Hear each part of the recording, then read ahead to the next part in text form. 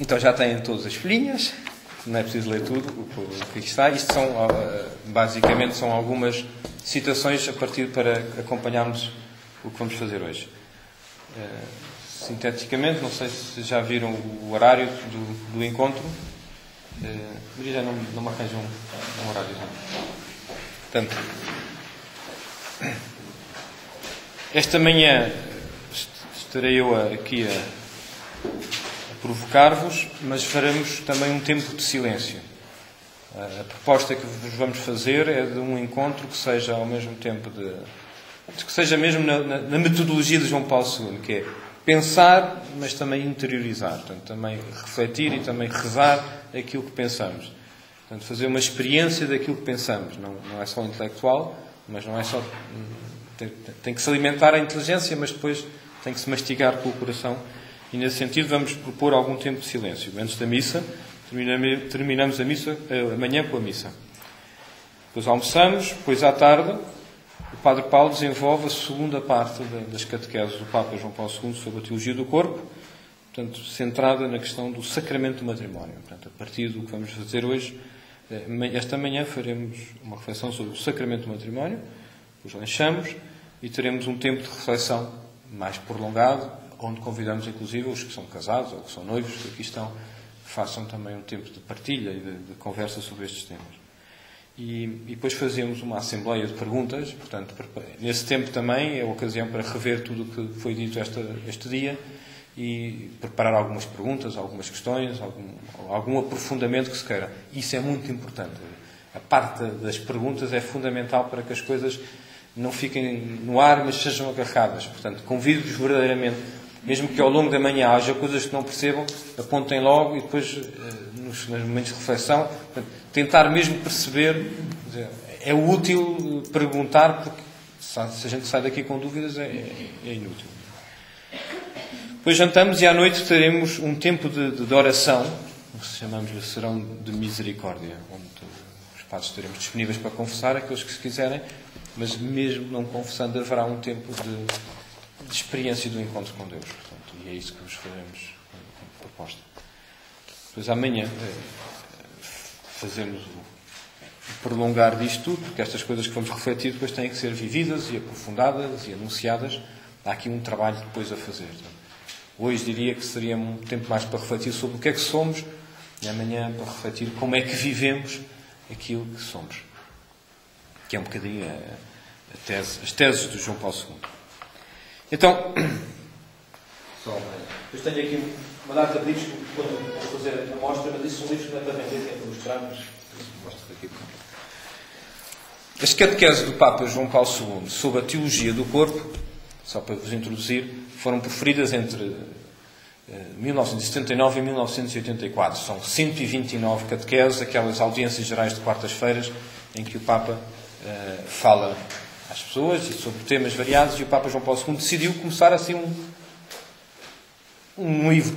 Quer dizer, um livro que eu já tinha escrito em Cracóvia, e que depois, quando é eleito Papa, traz aquilo na mala e decide começar a anunciar e a explicar aquilo. É uma coisa muito importante isto, porque isto significa que ele acredita que foi escolhido pelo Espírito Santo para ser Papa, não para ser um Papa inventado, mas para ser ele mesmo, com aquilo que eram as preocupações dele, a conduzir a Igreja. Portanto, é uma consciência de uma humildade enorme para aceitar que não é preciso ser outra pessoa, mas para ser eu verdadeiramente, com as minhas preocupações, que é chamadas a anunciar a Igreja. Depois vamos ver o que é que são estas catequeses. Dizer só, a teologia do Papa João Paulo II, sobre estas questões todas, enfim, mas depois hão de ver que isto depois abraça muito mais coisas do que só a sexualidade. Tem duas frases da Gaudium et Spes, que é um documento importante do Concílio Vaticano II, da reunião de todos os bispos nos anos 60, de 62 a 65, os bispos de todo o mundo estiveram reunidos durante 4 anos, um mês por ano, mas quer dizer, tiveram a preparar vários documentos, foi uma grande revolução na Igreja, revolução positiva, depois também teve tensões e dificuldades, mas e o Papa João Paulo II, como bispo auxiliar de Cracóvia, foi eleito a certa altura e foi bispo conciliar. Portanto, esteve como bispo no concílio. E participou ativamente na elaboração de alguns destes documentos. E, bom, depois, exatamente o que ele contribuiu ou não, são coisas das discussões entre os estudiosos, essas coisas, mas claramente no seu magistério duas frases estão muito presentes. Gaudium et Spes 22 e Gaudium et Spes 24. Não é? Na realidade, o mistério do homem, só no mistério do Verbo encarnado, se esclarece verdadeiramente. Portanto, isto é uma frase que para o Papa é fundamental, e vamos ver que isto na teologia do corpo é fundamental. Eu só sei quem sou olhando para Jesus Cristo. Portanto, basicamente, a gente percebe que só em Jesus Cristo é que a verdade do homem se esclarece. Agora já percebi o que é ser humano. Esta é a frase fundamental. E a outra é que o homem é uma criatura querida por Deus por si mesma, não é em função de outra coisa. Portanto, o homem vale por si. Mas o homem que vale por si só se realiza, só se encontra plenamente no dom sincero de si mesmo. No momento em que se dá. E isto é fundamental para perceber o que é o amor. Portanto, o amor como dom de mim mesmo significa que eu só me posso realizar como pessoa dando-me a mim mesmo. Estas duas afirmações fortíssimas, o homem só se conhece plenamente em Jesus Cristo e o homem só se realiza plenamente no dom de si mesmo, e o homem que é querido por Deus por si mesmo, portanto não é um objeto em função, não é um instrumento, tem um valor em si mesmo, são determinantes para se perceber. Falamos de teologia do corpo, não sei se para alguém faz confusão. Corpo, teologia, mas teologia não é uma coisa espiritual, corpo não é uma coisa corporal. Como é que o corpo pode ser teológico? É bom não esquecer que Deus nos criou à sua imagem e semelhança e nos deu um corpo. Portanto, à partida, se a nossa imagem e semelhança, se somos imagem e semelhança e se somos corporais, de alguma maneira o nosso corpo há de refletir Deus. Se a teologia é sempre o estudo das coisas de Deus e de quem é Deus e do que é o plano de Deus, então não há de ser estranho, para quem acredita, que o corpo também há de refletir alguma coisa do mistério de Deus. Mas ainda mais profundamente, a gente pode dizer, e deve dizer, que há um telemóvel a tocar. Ainda mais profundamente a gente pode ficar espantado é quando o próprio Deus se faz carne. O Verbo se fez carne, diz São João. Se o Verbo de Deus pode ter carne, pode ter corpo, o corpo claramente não é uma roupa, não é um instrumento digamos assim, mundano, desprezível. Não é? É uma coisa que está ao nível de Deus poder ter. De Deus ter corpo. E para nós que somos crentes, somos cristãos, não é estranho esta relação com o corpo de Cristo na Eucaristia. Portanto, o corpo de Cristo mantém-se vivo. Reparem que Cristo não nos deixou só o seu espírito, deixou-nos também o seu corpo. E a gente comunga com o Espírito Santo através do corpo de Cristo também. E, portanto, há aqui um valor do corpo que a gente percebe. Então o corpo pode ser teologia. À partida, o corpo pode ser teologia. Mas percebendo ainda que a teologia não é só conhecer quem é Deus, mas é também conhecer o que é o plano de Deus para o homem. Porque a gente quer saber o que somos, olhando para Deus, porque este é o grande problema da nossa vida, quem é que eu sou. Então perceberemos também que a teologia do corpo vai-me ajudar a perceber quem eu sou. Mas eu não sou uma ilha. Eu sou, à imagem e semelhança de Deus, uma comunhão. E por isso vai-me ajudar a perceber também o que é a comunhão, o que é o amor, o que é a verdade relacional, o que é a família, o que é o sacramento do matrimónio. E é um pouco por isso que o Papa vai perceber. Depois de perceber, então, mais profundamente o que é o nosso corpo, nós vamos caminhar para perceber o que é que somos, porque o corpo e a alma não se separam. Vamos ver isso depois também com alguma importância. Nós, aí tenho uma série de... Depois que vocês podem ler o texto que escrevi, mas só recordar algumas coisas. Porque onde é que entra as questões do sexo, ou da sexualidade nisto? O nosso corpo é um corpo sexuado, temos sexo. Sou homem ou sou mulher. E isso afeta toda a minha pessoa, não é propriamente não é uma roupa que eu posso mudar ou que eu me oriento, não é? todo o drama que hoje há sobre a questão da homossexualidade tem a ver com a redução do corpo a uma coisa que se tem, como se a pessoa e o corpo fossem distintos, no sentido de eu posso ser uma pessoa masculina e ter um corpo feminino, depois troco, não é? Depois posso trocar, ou não trocar, ou orientar-me, ou desorientar, enfim. Portanto, há aqui um problema de unidade. Corpo e alma é uma unidade. Então, neste problema de o que é a sexualidade, nós percebemos que a sexualidade é qualquer coisa que afeta a pessoa toda. E vamos perceber isso, porque é o corpo.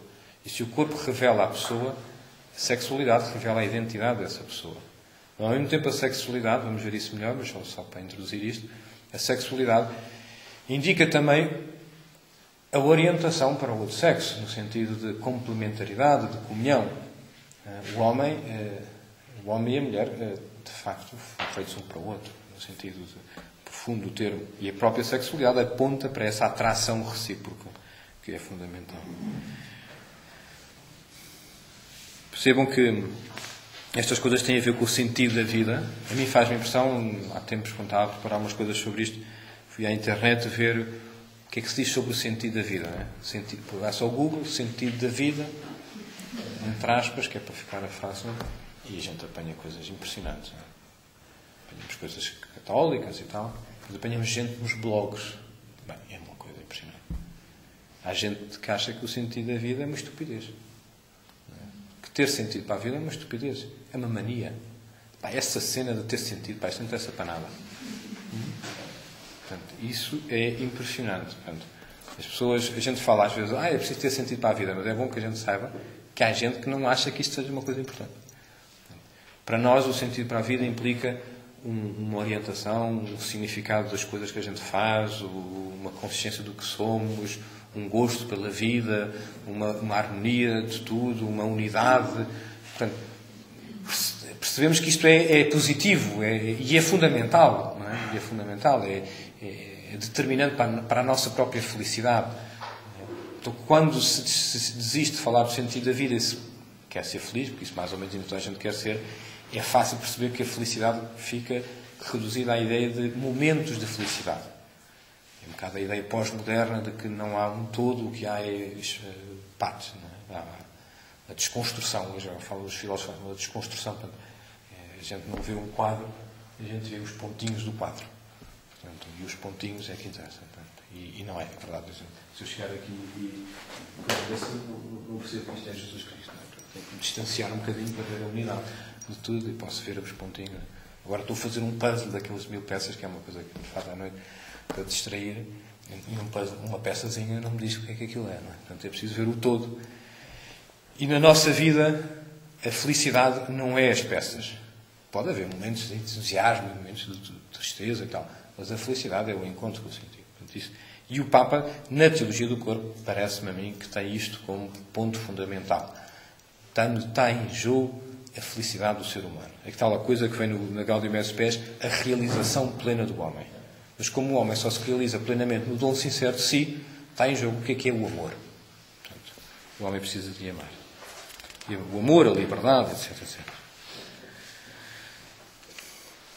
Então, como é que o Papa estruturou estas catequeses? E vamos ver isso mais ou menos sinteticamente. Isto tem sido objeto de muitos estudos ultimamente e tem-se recuperado os trabalhos e os esquemas do Papa, e sobre isso depois agora não vou falar. Só dizer basicamente que o Papa, neste volume grande de catequeses, que são 129, que acabam por ser um livro, é um livro que tem 2 capítulos principais, ou 2 partes principais.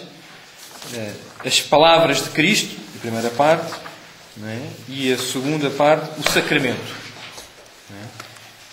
As palavras de Cristo têm 3 capítulos. Aquilo que chamamos o homem original. O homem original é o homem como Deus o criou. Depois, o segundo capítulo é o apelo ao coração do homem, é o homem histórico, ou seja, como é que o homem da realidade histórica vive. Isso significa o homem marcado pelo pecado original, mas o homem também redimido por Jesus Cristo. Portanto, isto é fundamental perceber, que nós, na história, não estamos só marcados estamos marcados por aquilo que somos no plano de Deus, estamos marcados pelo o que o pecado original introduziu e estamos marcados pela história da redenção. E depois o terceiro capítulo desta primeira parte é a ressurreição. O que é que quer dizer? Reparem que nós, os católicos, acreditamos na ressurreição da carne. Não menos do que isso. Não é só na imortalidade da alma. Isso até o Platão acreditava. É na ressurreição. Ou seja, que o nosso corpo é um corpo para a glória. Acreditamos que o túmulo de Jesus Cristo está vazio. Ou seja, o seu corpo não está lá. O seu corpo ressuscitou, subiu ao céu. Acreditamos que Nossa Senhora já está na plenitude em corpo e alma. E acreditamos que nós iremos para lá em corpo e alma.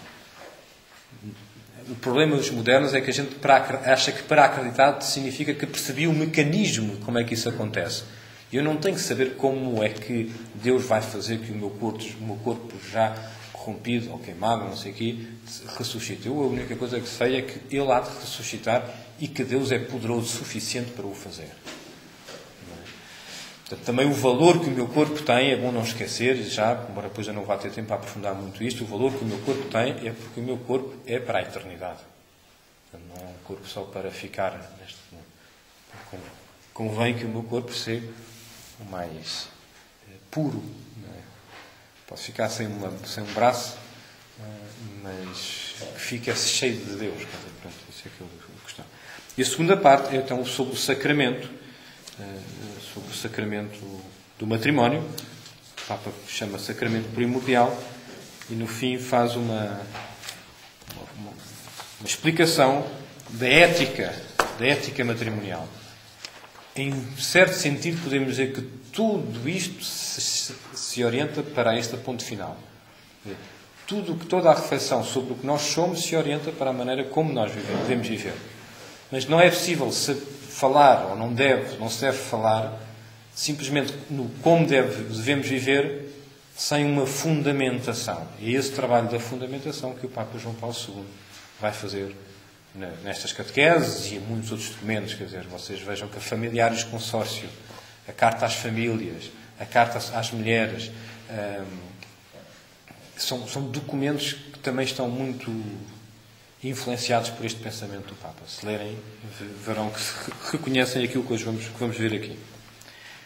Então, passando diretamente agora ao aspecto, àquilo que esta manhã vou tentar abordar. E já vou mais atrasado do que queria.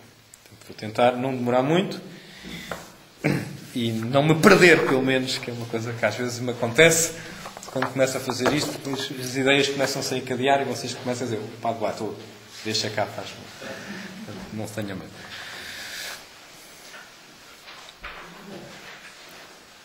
Primeiro texto fundamental. O Papa começa por citar Mateus 19. Alguns fariseus, para o experimentarem, aproximaram-se dele e disseram-lhe: é permitido a um homem repudiar a sua mulher por qualquer motivo? Ele respondeu: não lestes que o Criador desde o princípio os fez homem e mulher e disse: por isso o homem deixará pai e mãe e unir-se-á à sua mulher e serão os dois uma só carne? De modo que já não são dois, mas uma só carne. Portanto, o que Deus uniu não o separa o homem. Por que foi então, perguntaram eles, que Moisés ordenou que se lhes desse carta de divórcio ao repudiá-la? Respondeu Jesus: por causa da dureza do vosso coração. Moisés permitiu que repudiasseis as vossas mulheres, mas no princípio não foi assim. Palavra fundamental: princípio. Princípio para o Papa João Paulo II não é só o ponto inicial. Princípio é o ponto inicial, mas é aquilo que no fundo Jesus Cristo quis dizer. O plano original de Deus, aquilo que Deus quer para o ser humano, aquilo como Deus o criou, como Deus o fez, como Deus o pensou. Não é? Como é que Deus criou o ser humano? Não criou o ser humano para a desunião, mas para a união. E por isso, este princípio é fundamental. Vamos então perceber o que é este princípio. E isto conduz-nos ao livro do Gênesis, a esse primeiro textos da criação que estão no livro do Gênesis. Ora, no livro do Gênesis nós temos dois capítulos, ou duas versões, o primeiro capítulo e o segundo e terceiro capítulo, que são versões diferentes do relato da criação. O relato da criação conta como é que Deus o criou, o ser humano, não tanto no aspecto evolucionista, ou esquemático, ou mecânico, mas o que é que está por detrás da verdade do ser humano. E de tal maneira isto é assim, que não tem um valor só para o Adão e a Eva de antigamente, mas tem um valor para cada um de nós. Isto é o que eu sou. Olhando para o livro do Gênesis e lendo o livro do Gênesis, eu percebo como é que Deus me criou a mim e a cada um dos que estão comigo. E criou-nos corporalmente.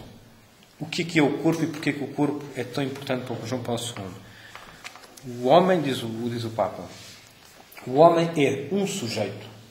Não é só um objeto. Não é só uma realidade. É um sujeito. É uma pessoa.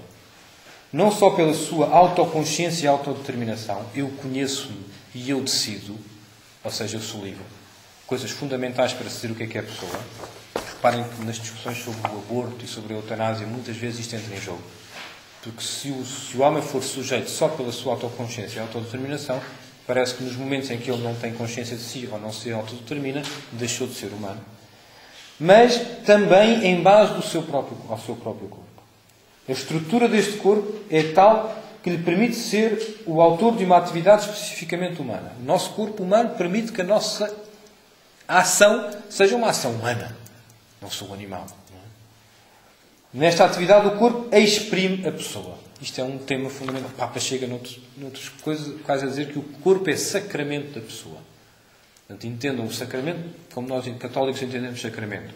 Um sinal eficaz de uma realidade divina. Ora, o corpo é sacramento da pessoa, quer dizer que é manifestação, é expressão, não é só sinal, é expressão ativa daquilo que é a minha verdade como pessoa humana. Ora, se a minha verdade como pessoa humana é ser imagem e semelhança de Deus, o meu corpo é sacramento de Deus.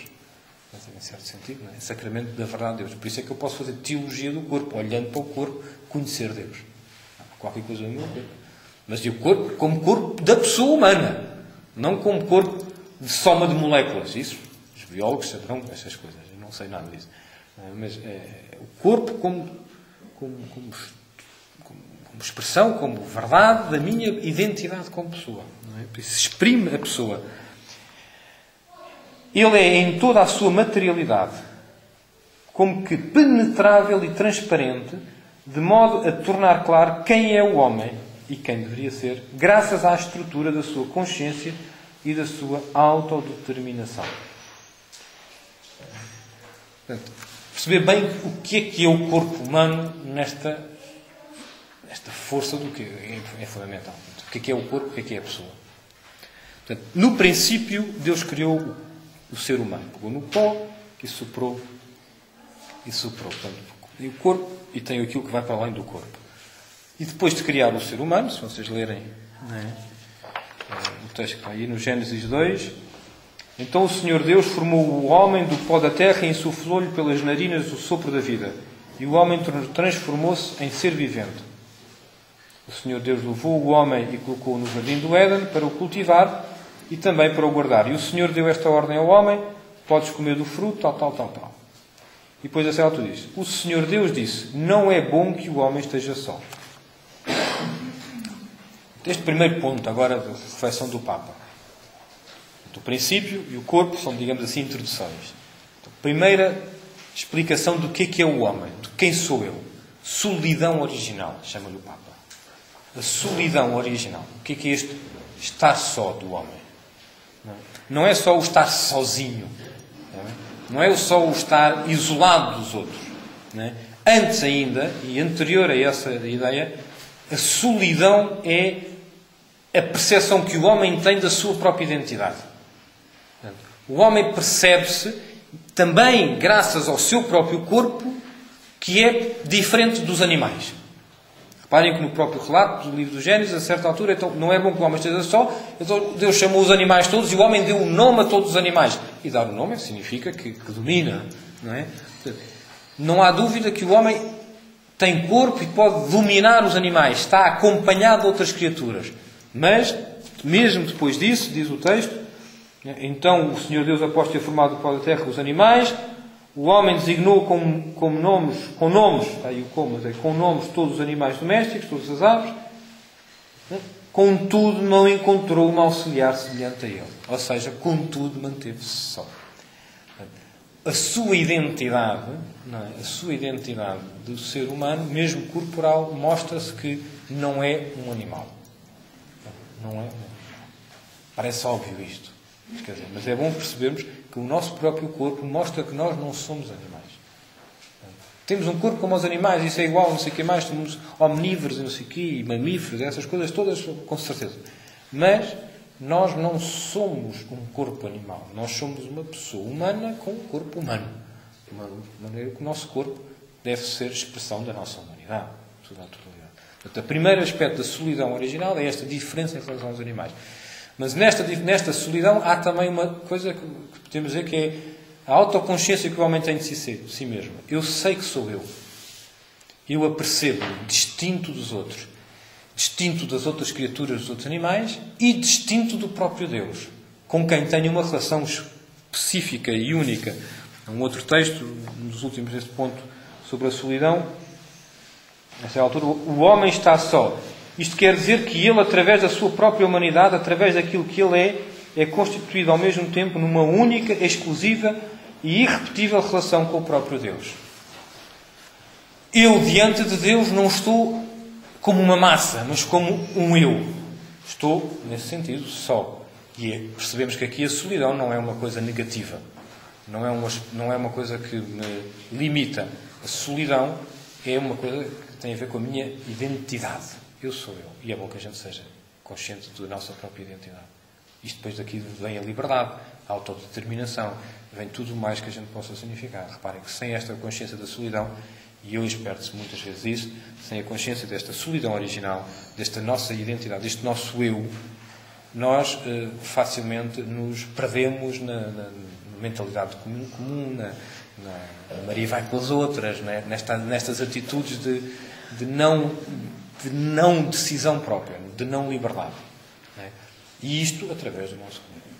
Mas, ao mesmo tempo, o corpo, que tem esta dimensão de solidão positiva, esta solidão é positiva, né?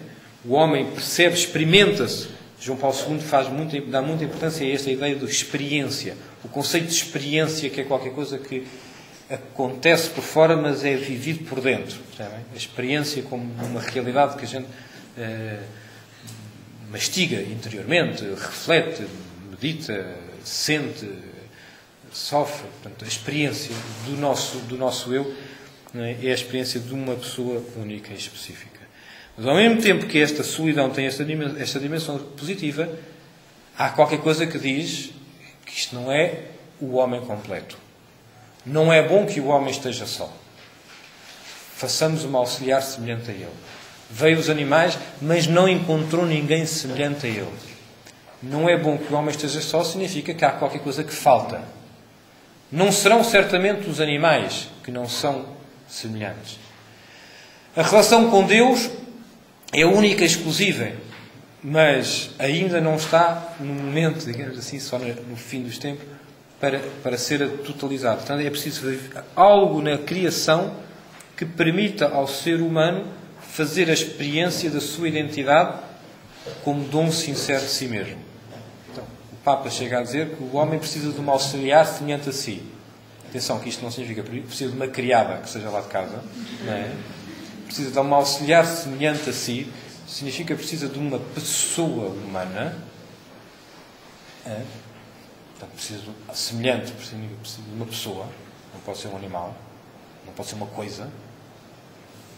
Tudo que depois viremos a falar sobre tratar a pessoa, como, a mulher ou o homem como pessoa e não como coisa, está aqui já presente. O homem não pode ser tratado como uma coisa, ou como nem o homem nem a mulher. Portanto, o homem precisa de uma mulher, de uma pessoa humana, semelhante a si, mas como auxiliar. Auxiliar porquê? Porque o homem só se realiza plenamente quando tem a quem se dar. Se eu não tenho a quem me entregar, se não posso gerar comunhão com outra pessoa, porque por ausência de pessoa, eu não me realizo. Por isso, O segundo ponto, se o primeiro ponto é a solidão original, o segundo ponto é a unidade original. E o texto do livro de Gênesis, recordam-se todos, não é? Então o Senhor Deus fez cair sobre o homem um sono profundo, e enquanto ele dormia, tirou-lhe uma das suas costelas, cujo lugar preencheu de carne. Da costela que retirara do homem, o Senhor Deus fez a mulher e conduziu-a até o homem. Então o homem exclamou: esta é realmente osso dos meus ossos e carne da minha carne. Esta tem um corpo como o meu corpo, um corpo humano. Esta é a pessoa humana. Olha para o corpo, carne da minha carne e osso dos meus ossos. Mais corpo que isto não é possível, não é? Portanto, é carne e osso, não é? Carne da minha carne, osso dos meus ossos. E, no entanto, o que é que ele vê? É pessoa como eu sou pessoa. Claramente, o corpo humano revela a pessoa. Portanto, tudo o que é animalização, a gente tem que evitar. Mas este corpo do meu corpo e a minha carne, então aparece como solução do problema que o homem tinha. O homem tinha um problema. Não tinha um auxiliar semelhante a si. Então, eis que esse auxiliar aparece. Corpo do meu corpo, osso dos meus ossos. É esta que eu posso entregar.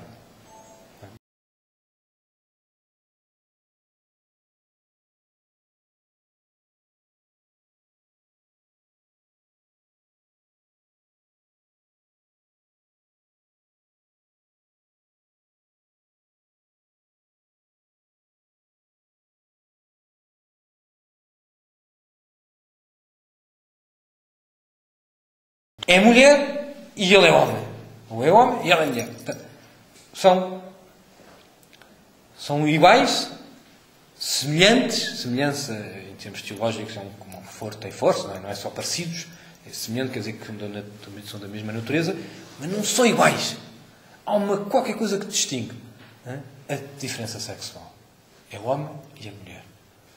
Que é claramente o apontar para uma recíproca atração, de tal maneira que é na unidade que está o completo. Não é? O completo. Não à maneira do Platão. Platão dizia que o ser humano era um todo, e depois, a altura, partiu-se, e ficou o homem e a mulher, e busca a unidade do homem e da mulher para ser completo. É uma ideia parecida, mas não é exatamente isto, porque na lógica cristã, enfim, na lógica da revelação de Deus, não é só eu preciso para me completar, que é uma ideia que está muito divulga-se muito, não é? Preciso para me completar. Não, eu preciso para me dar.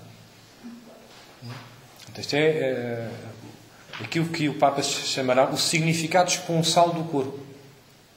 O meu corpo também tem um significado que tem a ver com a minha pessoa toda, não é só com a parte exterior, que é o significado de orientar-me para o dom de mim mesmo. Não é? Para me oferecer, para me dar. E isso significa que o homem e a mulher se olham um para o outro e dizem: eu posso me dar. Nós os dois podemos nos dar reciprocamente. E isso faz a experiência da comunhão. Vejam aí alguns textos, esses que aqui estão, depois podem nos ler com mais calma, no tempo de silêncio. O significado da unidade original do homem, através da masculinidade e da feminilidade, exprime-se como superamento dos confins da solidão e, ao mesmo tempo, como afirmação de tudo aquilo que na solidão é constitutivo do homem. Ou seja, supera a solidão, encontro-me auxiliar e, ao mesmo tempo, afirmo-me pessoa humana. Eu posso oferecer-me. Eu realizo-me porque tenho a quem me dar. Eu posso autodeterminar-me. Eu tenho uma consciência de mim mesmo. Não é? Na narração bíblica, a solidão é o caminho que leva àquela unidade. Segundo o Vaticano II, podemos chamar communio personae, comunhão de pessoas. Ou seja, a partir da solidão, eu percebo que sou eu. Percebo quem sou. Percebo que sou humano. Encontro outro ser humano. Percebo para que é que sou. Percebo que a minha orientação é para a comunhão. Não sei se estou a ser claro, mas parece-me que estas coisas, entender bem esta passagem, são fundamentais. Não é? A solidão orientada para a unidade. E unidade entendida como comunhão de pessoas e, portanto, como lógica do dom de si mesmo. Reparem que nesta lógica do dom de si mesmo, um tema que o Papa depois também insiste, é que o homem e a mulher escolhem-se. Portanto, isto não é uma questão química. Me irrita um bocadinho essa coisa. O cupido, a lógica grega, a tragédia, é o cupido. O que é o cupido? Uma criancinha. Porquê uma criancinha? Para mostrar a irracionalidade, ou a pré-razão. Não é? Uma criancinha faz coisas porque sim, manda a bola para ali, porque é para ali, não é para ali. Porquê? Porque sim, porque falhou, porque se enganou, porque queria mandar para ali. Portanto, mete-se a criancinha como cupido exatamente para mostrar que não tem sentido. Portanto, é uma brincadeira. Não é? E o que é que faz? Espeta uma seta. Não é? Espeta na carne a seta. E, portanto, é como um veneno. Portanto, trama a outra pessoa. Portanto, fica fatalmente. Ao acaso, sabe-se lá porquê a pessoa fica tramada porque fica ligada àquela outra pessoa. Não é? Portanto, e isto é o contrário do que a gente diz aqui. Não é? Portanto, há, de facto, uma escolha, uma orientação razoável, porque há um plano de Deus. Não tiremos os cupidos da nossa imaginação. Não é? Que hoje não se fala em cupidos, mas é um bocadinho parecido. Eu via, já não consegui mais. A pessoa escolhe-se. Quer dizer que há uma razão. O Papa diz: o facto de se tornarem uma só carne é um forte laço estabelecido pelo Criador, por meio do qual descobrem a sua própria humanidade, quer na sua unidade original, quer na dualidade de uma misteriosa atração recíproca. Atração. A palavra atração é fundamental. Não é? A pessoa atrai-se. Depois haverá outra palavra que é concupiscência. A pessoa deseja. É uma desorientação. A atração é algo positivo. A atração quer dizer que a pessoa se orienta para o outro como dom, para poder dar ao outro. Eu quero me dar a ti. Não é? O sexo, porém, é algo mais do que a força misteriosa da corporeidade humana que atua quase através da virtude do instinto. Não é? Ao nível do homem, no relacionamento de muitas pessoas, o sexo exprime uma sempre nova superação do limite da solidão do homem, inerente à constituição do seu corpo, e determina o seu significado original. Esta superação contém sempre em si um certo assumir como sua a solidão do corpo do segundo eu. Há o outro eu que está à minha frente, e eu assumo como minha, ou escolho, ou decido que este corpo atrai-me. Se o corpo humano é, de facto, a expressão da pessoa, e se a pessoa é a totalidade também da sua liberdade, da sua autoconsciência, diante do outro corpo, masculino ou feminino, portanto, na complementaridade ou na diversidade sexual, as pessoas atraem-se, mas assumem, decidem, escolhem. Não é? Fundamental isto. Não é? Por isso o homem deixará pai e mãe para se unir à sua esposa. Escolheu aquela, não escolheu outra. Não é? A própria formulação do Gênesis 2:24 indica não apenas que os seres humanos criados como homem e mulher foram criados para a unidade, mas também que precisamente esta unidade, através da qual se torna uma só carne, tem desde o início o caráter de união que deriva de uma escolha. Lemos de facto que o homem deixará o pai e a mãe para se unir à sua mulher. Se o ser humano pertence por natureza ao pai e à mãe, em virtude da procriação, une-se, por outro lado, à mulher por sua escolha. É uma decisão. Portanto, não é uma fatalidade. Solidão, unidade original, mas esta unidade não é uma fatalidade porque é humana. E sendo humana, tem sempre que ser uma decisão. E, portanto, a descoberta, por isso é que é a pessoa concreta, não é uma mulher. Quando me vêm dizer, eu quero uma mulher, eu digo, isso não existe. Existem pessoas concretas, não é? Reza para que o nosso Deus ponha a pessoa certa, não é uma qualquer. Não é? Isso não existe. Não é? Isso não existe. Bom, tenho vocação para me casar. Uma pessoa que a gente vê mesmo que tem vocação para ser padre. Tenho vocação para me casar. Bom, então arranja com quem? Porque isso não é assim. Não tenho vocação para me casar. Tenho vocação. O que é ter vocação? A vocação tem que ser um chamamento, mas o chamamento tem que ser alguma coisa concreta, uma realidade. Portanto, a minha vocação tem que ser papabilidade, quer dizer, portanto, eu tenho vocação para me casar se me encontrar alguém com quem casar. E essa pessoa está nessa vocação, não é? Então, e dois noivos, a Cocas é a vocação do Rafael, é assim. Não é? O Rafael tem vocação para se casar e a Cocas foi aquela que caiu no saco. Não, quer dizer, é a descoberta, não é? É a descoberta e a decisão. Portanto, é uma escolha. Estamos no princípio. Repara, estamos no plano de Deus. Deus criou o ser humano assim, inteligente, capaz de escolher, capaz de decidir. E estavam nus e não sentiam vergonha. Continua o texto, não é? Estavam ambos nus, tanto o homem como a mulher, mas não sentiam vergonha. O que é esta vergonha? Porquê que estavam nus e não sentiam vergonha? Ou seja, estavam nus e estavam um diante do outro, na total consciência da dignidade do outro. Não reduziam o outro a coisa, não pensavam na relação com o outro como uma relação de posse, mas da sua própria verdade como dom. Então o outro estava diante de mim para eu me dar.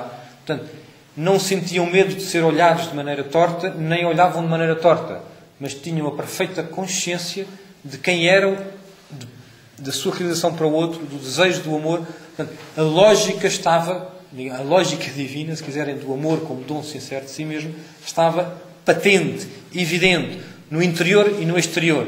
Não havia uma divisão entre o que era por dentro e o que era por fora. Não havia uma luta entre a vontade e o desejo. Havia harmonia. E Deus criou assim a pessoa humana, à sua imagem e semelhança. Não para se destruir, mas para... Não é? Então o Papa chama isto a nudez original, que associa à inocência original. O Papa diz: o significado original da nudez corresponde àquela simplicidade e plenitude de visão em que a compreensão do significado do corpo nasce quase no coração mesmo da sua comunidade de comunhão. Chamar-lhe-emos esponsal. O homem e a mulher, em Gênesis, surgem exatamente no próprio princípio com esta consciência do significado do próprio corpo. Portanto, o significado esponsal. Olham para o seu corpo e o seu corpo revela a esponsalidade. Amor esponsável, esponsal, em Karol Wojtyla, é? Há uma gradação de amor, se lerem depois Amor e Responsabilidade, que é outro livro do Papa. Há o amor de concupiscência, pelo qual nós desejamos os outros. Há o amor de benevolência, pelo qual queremos o bem do outro. E há o amor esponsal, com o qual comungamos um com o outro. Portanto, há um amor de dom total de si mesmo. Não é? Santa Teresinha dizia: amar é tudo dar e dar-se a si mesmo. Não é? Este dar-se é que caracteriza o amor esponsal. O significado esponsal do corpo significa que o corpo é entendido como expressão da pessoa, mas se a pessoa se realiza no dom sincero de si mesmo, o corpo é dom. Portanto, não é posse. Portanto, a nudez original manifesta este coração esponsal, este coração que ama para se dar e não para agarrar. E por isso percebemos o que é que significa não tinham vergonha. Vergonha, em termos bíblicos, significa sempre derrota. Significa sempre um problema. Qualquer coisa que não... O exército entra envergonhado em Jerusalém. Significa que entra derrotado. Não é? Ora, a vergonha significa que estavam um diante do outro. Não derrotados, não medrosos, não inseguros, mas totalmente confiantes, totalmente seguros. Isso é que é. Por isso o Papa diz: o facto de não sentirem vergonha quer dizer que a mulher não era para o homem um objeto, nem ele para ela. A inocência interior, como pureza do coração, de certa maneira tornava impossível que o homem fosse reduzido pelo outro ao nível de simples objeto. Se não sentiam vergonha, quer dizer que estavam unidos pela consciência do dom. Tinham uma recíproca consciência do significado esponsal dos seus corpos, no qual se exprimia a liberdade do dom e se manifestava, ou se manifesta, toda a riqueza da pessoa como sujeito, como pessoa humana. Portanto, isto orienta-se depois para esta coisa da comunhão de pessoas, o significado esponsal do corpo e a comunhão de pessoas. Já fui falando, não é? Podem depois ler estes textos. Por fim, há a pergunta: mas esta comunhão, à maneira de Deus, é uma comunhão fecunda? Às vezes aos noivos eu digo isto assim: quando o amor é de tal maneira intenso e verdadeiro, vivido na fidelidade, consciente que abraça a totalidade da vida, que abraça corpo e alma e coração. Quando o amor é vivido na construção, na disponibilidade para o sacrifício pelo outro, na disponibilidade para se perdoarem reciprocamente, isto arrebenta. Quer dizer, gera rebentos.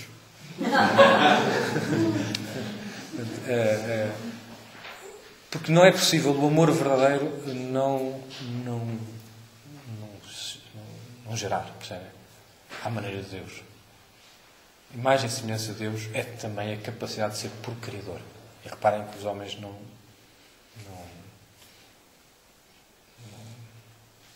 são simplesmente, como é que se diz, não se reproduzem simplesmente, procriam. Há aqui uma colaboração com o Criador. Não é? Como é que isto acontece? No livro do Gênesis, no capítulo 4, portanto já depois do pecado original, mas isso o Papa acha que não interessa. Adão conheceu Eva, sua mulher, ela concebeu e deu à luz Caim e disse: gerei um homem com o auxílio do Senhor. Está aqui tudo escrito. Conheceu Eva. Adão conheceu Eva. Conhecer, por um lado, indica razão, indica que há a dimensão espiritual, digamos assim, é a dimensão mais profunda do ser humano, é a dimensão mais racional, mais invisível, se quiser. Mas percebe-se que o homem conheceu Eva, quer dizer que os dois corpos estiveram unidos. Tiveram uma relação sexual, se diz. Não é? Portanto, tiveram unidos, tiveram uma união conjugal. Então, os corpos estão unidos. Sim, as pessoas estão unidas. Não é? Não são corpos, são pessoas. E, portanto, são pessoas que se unem através do corpo, mas se unem totalmente como pessoas. E, por isso, se usa a palavra conheceu. Reparem que Nossa Senhora, quando aparece o anjo, diz: mas eu não conheço o homem. Quer dizer, eu sou virgem. Porquê? Porque o conhecimento é um conhecimento experimental. Não é só um conhecimento intelectual. E por isso é um conhecimento que abraça a totalidade da pessoa. E por isso a pessoa conhecer-se significa dar-se e acolher-se. A pessoa conheceu o outro, uniu-se ao outro. E teve a unidade expressa na própria união sexual, na união de totalidade das suas vidas, união corporal. Mas nessa união é verdadeiramente as pessoas. E por isso este conhecimento é simultaneamente indicativo de algo inteligente, mas também de algo que é corporal. E este conhecimento total é a experiência da comunhão total, que tem sentido quando é a expressão da totalidade da comunhão, da vida. Que não tem sentido, ou seja, não enquadra, desarmonia-se, quando é um instante, como agora se gosta, não é? Um instante separado do resto da harmonia da vida. Porquê que, assim fazem só um escurecido, mas porquê que a prostituição, ou o adultério, ou as relações pré-matrimoniais, essas coisas são desordenadas e desatopadas à verdade do ser humano? Porque exatamente está-se a expressar corporalmente uma coisa que não se vive. Ou seja, de repente o corpo deixa de ser expressão da verdade. Porque se o corpo é a expressão da pessoa, eu entendo que então a comunhão corporal é a expressão da comunhão das pessoas. E reparem que a comunhão das pessoas, no outro texto que eu dizia há bocadinho à frente, que eu saltei, na página 7, poderemos então deduzir que o homem se tornou imagem e semelhança de Deus, não apenas mediante a própria humanidade, mas também mediante a comunhão de pessoas que o homem e a mulher formaram desde o princípio. A função da imagem é espelhar aquele de que é modelo, reproduzir o seu protótipo. O homem torna-se imagem de Deus não tanto no momento da solidão, quanto no momento da comunhão. Desde o princípio, ele é não apenas uma imagem na qual a solidão de uma pessoa que governa o mundo é refletida, mas também e essencialmente a imagem de uma imprescrutável comunhão divina de pessoas. Isto é que é a verdade do homem. A verdade do homem é esta comunhão. Mas significa que a pessoa não é na solidão a imagem de Deus, porque Deus é a Santíssima Trindade. Deus é a comunhão de pessoas. Então, na expressão física desta comunhão, espelha, sacramentalmente, se quiserem, torna-se visível, torna-se presente aquilo que é a imagem de Deus, ou seja, a própria reflete-se Deus. Na comunhão corporal está a expressão máxima da comunhão das pessoas, que por sua vez é a expressão de Deus. E por isso estas coisas têm uma dignidade que não se pode reduzir à ideia do prazer, ou da função, ou de qualquer coisa. A mesma função procriativa não é uma função desligada desta expressão. É este amor que é procriativo. Não é este gesto que é procriativo. É este amor que se espelha, que se expressa neste gesto, que depois gera. De maneira que o filho seja gerado pelo amor. Não é? E por isso, no mesmo gesto, no mesmo ato, o homem e a mulher dizem somos um e dizem somos três. Percebem? Dizer somos um, de facto, comunhão, mas ao mesmo tempo somos abertura à vida. Porquê que a Igreja,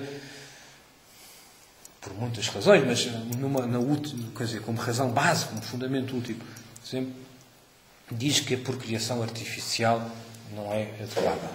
Não é? Porquê? Porque se separa como sendo dois gestos aquilo que, no fundo, deveriam ser sempre um gesto. Se Deus criou estas coisas assim, é porque a lógica que quer imprimir a realidade é esta. No mesmo gesto em que se diz somos um, estamos disponíveis à vida. Não é? Somos um e aqui vamos fazer um filho. Não é? O filho nunca é... O filho deve ser no mesmo ato. Não é? Por muito que isto complique, depois podemos conversar melhor sobre isso, se isto vier a confusão a alguém. Mas para dizer que a fecundidade é a expressão da comunhão. Não é? A fecundidade é a expressão da comunhão. Por isso, quando o texto do Gênesis diz Adão conheceu Eva, sua mulher, e ela concebeu e deu à luz Caim. Concebeu e deu à luz. Logo, desde a concepção, que já é o fruto do amor. Vem dizer, passado 8 dias, passado 12 semanas, ou passado não sei quanto tempo, é que a pessoa, quer dizer, como se... Não é? Isto é tudo estranho. Mas depois diz coisa fundamental. E disse, gerei um homem com o auxílio do Senhor. Homem e mulher, alguns de vocês que aqui estão são pais, e eu não tenho vergonha nenhuma em dizer que vocês não sabem fazer filhos. Não sabem fazer filhos. Sabem amar-se, entregar-se, e depois, com o auxílio do Senhor, geram um filho. Mas é o auxílio do Senhor que faz, quer dizer, trabalha a Deus. Não é? Há alguma mulher que está em coisa, e depois o homem à noite vai lá arrumar os bracinhos e os pés para depois sair tudo torto, acho eu, não sei que fosse um grande artista. Não é? Portanto, a lógica é sempre com o auxílio do Senhor. Com o auxílio do Senhor. Mas com o auxílio não significa que a pessoa não está dentro. Quer dizer, o auxílio não significa que eu não faço nada. Quer dizer, o auxílio significa colaboração. Portanto, há de facto algo que é divino na geração de cada pessoa, mas algo que é humano. E o que é humano é esta expressão da comunhão das pessoas. Não é? E reparem que estas coisas têm um significado muito importante, que é, se nós dizemos, e bem, que o homem é criado por amor, que Deus nos ama a cada um de nós como único, nos quis a cada um de nós como único, desde o ventre materno te conheci. Tu és o que é, tu nasceste, tu surgiste, porque eu te amo. Se isto é uma verdade, para que se tornasse até fisicamente visível esta verdade, Deus fez as coisas de tal maneira que a origem física, portanto, a origem deste real da pessoa, a origem primeira, coincidisse com um ato de amor entre o pai e a mãe. Para que nunca tivéssemos dúvidas que a origem, o significado, o tal princípio, que não é só a origem no sentido cronológico, mas é também fundamento e significado da vida, esse princípio do ser cada um de nós fosse um ato de total comunhão. Entendido por isso o amor como total comunhão, dom recíproco, total, esponsal das pessoas, unidade. Portanto, nenhum de nós pode duvidar que desde o princípio, não só da origem das espécies, mas desde o princípio de cada um de nós, é o amor de Deus que leva ao surgir da vida. Portanto, da solidão original, chegamos à fecundidade. Passando pela comunhão, passando pelo dom recíproco, pelo dom sincero de si mesmo. E este é o percurso, digamos assim, do homem original. Mas este homem original perdeu-se. Vamos tomar um cafezinho para ver se a gente o encontra.